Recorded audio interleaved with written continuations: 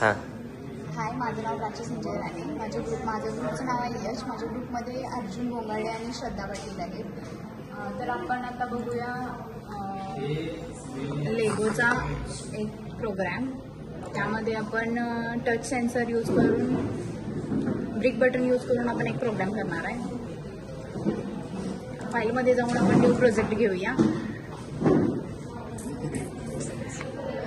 यामध्ये आपण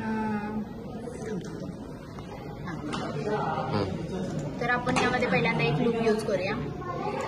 या लूपमध्ये आपण एक टच सेन्सर यूज करणार आहे.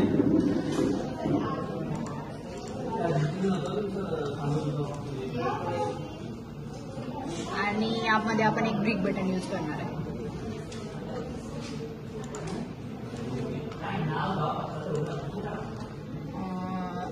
हे मेजर स्टेट करण्यासाठी घेतलंय आपण. आणि ब्रिक बटनमध्ये हे ऑन आणि ऑफ होणार. ऑन झाल्यानंतर इथं लाईट लागणार